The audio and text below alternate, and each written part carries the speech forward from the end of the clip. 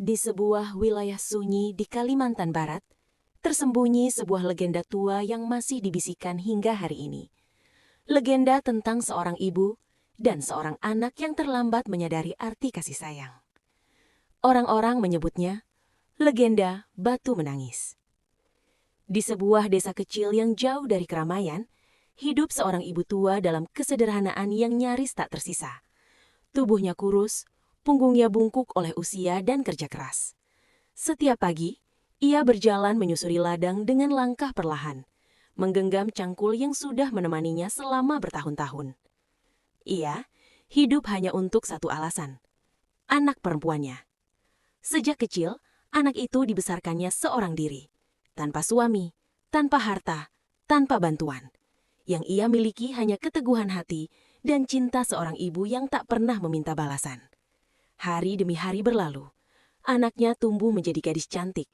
Wajahnya bersih, matanya tajam, kulitnya halus. Namun seiring kecantikannya tumbuh, hatinya justru mengeras. Saat anak itu mulai beranjak dewasa, ia mulai melihat dunia dengan cara yang berbeda. Ia mulai membandingkan hidupnya dengan orang lain. Mulai merasa malu dengan pakaian ibunya yang lusuh. Mulai merasa rendah karena kemiskinan yang membungkus hidup mereka. Dan perlahan, rasa malu itu berubah menjadi kebencian. Setiap kali mereka berjalan bersama menuju pasar, anak itu selalu melangkah lebih cepat, meninggalkan ibunya beberapa langkah di belakang. Seolah tak ingin terlihat berjalan bersama wanita tua itu. Orang-orang mulai berbisik, siapa wanita tua itu? Apakah dia ibunya? Dan di saat itulah, anak itu menjawab dengan suara dingin. Dia bukan ibuku. Kata-kata itu melayang ringan dari bibirnya. Namun bagi sang ibu, kata-kata itu jatuh seperti batu ke dalam dadanya. Ia terdiam, menunduk, menelan rasa sakit yang tak terucap. Hari demi hari, perlakuan itu terus berulang. Di pasar, di jalan desa, di hadapan siapapun. Setiap kali orang bertanya, anak itu selalu menyangkal keberadaan ibunya. Aku tidak mengenalnya. Aku tidak punya ibu seperti dia. Tak pernah sekalipun ia melihat ke belakang. Tak pernah ia menyadari bahwa setiap kata durhaka perlahan menghancurkan hati orang yang melahirkannya. Namun sang ibu tak pernah membalas dengan amarah. Ia memilih diam. Ia memilih sabar. Ia memilih berdoa dalam sunyi. Hingga suatu sore, langit desa berubah kelabu.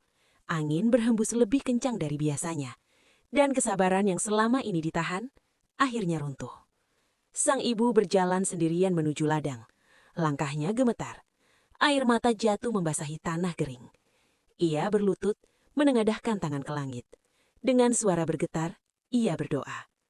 Ya Tuhan, aku telah membesarkan anak ini dengan sepenuh hati. Namun jika benar aku bukan ibunya, jika benar ia malu mengakuiku, maka tunjukkanlah kebenaran-Mu. Tak ada teriakan, tak ada amarah. Hanya doa yang lahir dari hati yang telah terlalu lama terluka. Tak lama setelah itu, alam mulai berudah. Awan gelap berkumpul dengan cepat. Angin berputar di ladang. Daun-daun bergesekan, seolah alam sedang menahan nafas.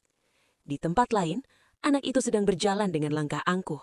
Namun tiba-tiba, ia berhenti. Kakinya terasa berat, sangat berat.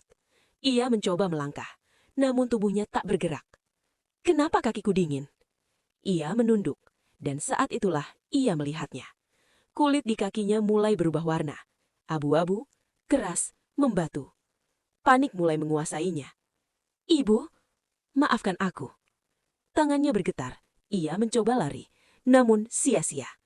Retakan halus muncul di kulitnya, merambat perlahan ke atas. Tangisannya pecah. Ibu, maafkan aku. Aku tidak bermaksud begitu. Namun, doa tak bisa ditarik kembali. Waktu tak bisa diulang. Tubuhnya semakin mengeras. Tangannya membatu. Dadanya tak lagi bisa bergerak bebas. Air mata mengalir deras dari matanya. Jatuh ke tanah tepat sebelum wajahnya beku dalam penyesalan. Ketika semuanya berakhir, di tempat itu berdiri sebuah batu. Berbentuk seorang perempuan. Dengan wajah penuh kesedihan. Dan yang paling mengerikan, air mata itu tak pernah berhenti. Konon, saat hujan turun, air akan mengalir dari mata batu itu, seperti tangisan yang tak pernah selesai. Orang-orang desa percaya, itulah air mata penyesalan. Tangisan seorang anak yang terlambat menyadari arti kasih ibu. Sang ibu tak pernah terlihat lagi setelah kejadian itu. Ada yang bilang ia menghilang. Ada yang percaya ia meninggal karena patah hati.